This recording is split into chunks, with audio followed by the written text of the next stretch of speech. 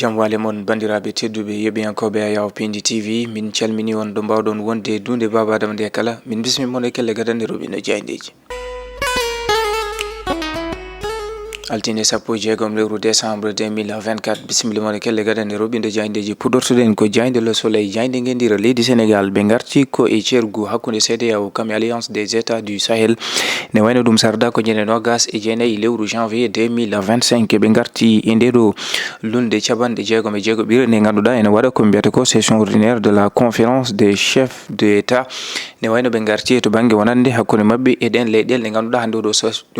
oɗo saaha cosi wonande on alliance kono ɓe garti yettude omo ganduɗa ko hoorejo leydi sénégal Bassirou Diomaye Diakhar Faye to banggue jilluji mum ɗi waɗata gam artirde ko yiyete ko jewte hani e jamme kisal gam ko yiyete ko gotagu dunde Afrique jaynde rewmi quotidien ɓe garti ko e toon to suudu sardeji leydi sénégal assemblée nationale laaɓi ɓe uddi momti ko yiyete ko au conseil des collectivités territoriales kam e conseil économique social et environnemental temedere caɓantato e nayo sarɗiyanke kañumen goti yadude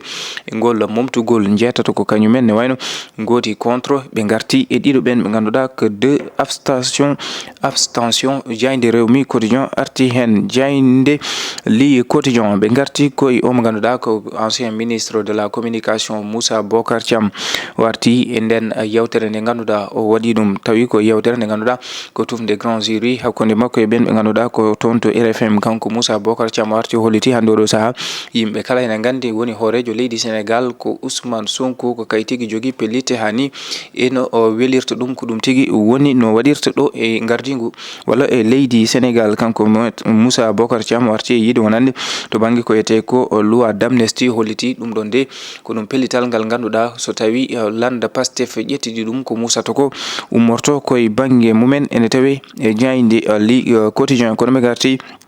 li quotidien yiide wonande koye nde ɗo haralde sappo e joyi ɓiri 15e législature ko kañumen tigui momti au conseil des collectivités territoriales kam e conseil économique social et environnemental ƴeewoyen jayde tribune ɓe garti ko e yiide comment la loi a été violée sur toute la ligne jayde tribune ɓe garti koye wonande to banggue e tumnade article L 193 wonande mo to banggue code électoral ɓe kolliti noon conseil constitutionnel ko kañum tigui jogui ha joni ko yiyete ko hattane dole gam tigui wadde ko yiyete ko radiation omo ganduɗa ko Barthélémy Dias tuma tigui nde o ita e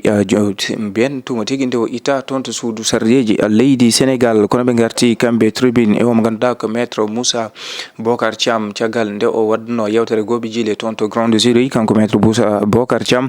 warti yiide wonande abrogé la loi d'amnesty ɗum ɗon de landa Pastef ne wayno ƴetti ko gawal fiiti ɗum e koyɗe mum nde tawno ko musata ko artata koye e landa Pastef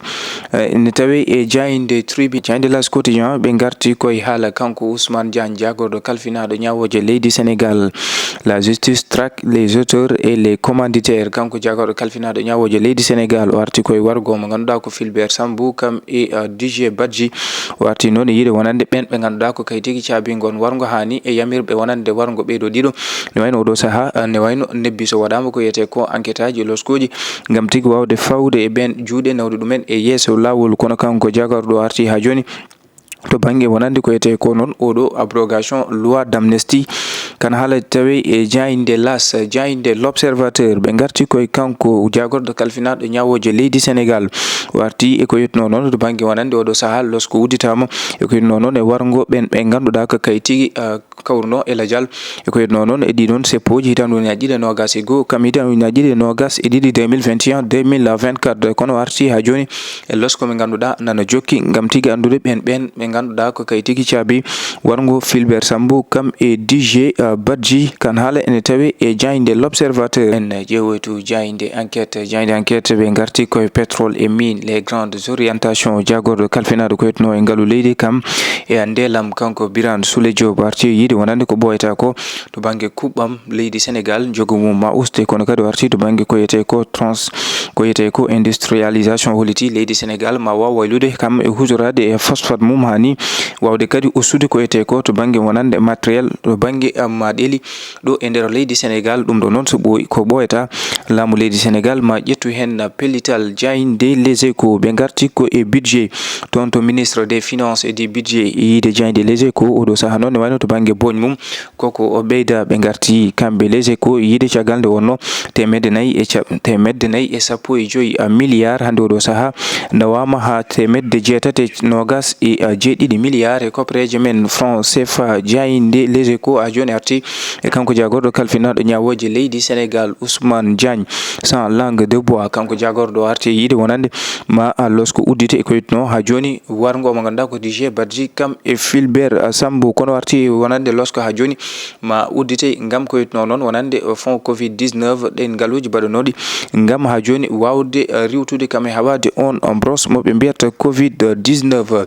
ƴeewoyen Diaynde Sud Quotidien. Diaynde Sud Quotidien ɓe garti koye Haut Conseil des collectivités territoriales kamɓe conseil économique social et environnemental laati ɗum momtama kamɓe sarɗiyankoɓe ɓe to bowal gendira leydi Sénégal ne wayno ɓe momti ne wayno Haut Conseil des collectivités territoriales kam e conseil économique social et environnemental. Diaynde Sud Quotidien arti yiide wonande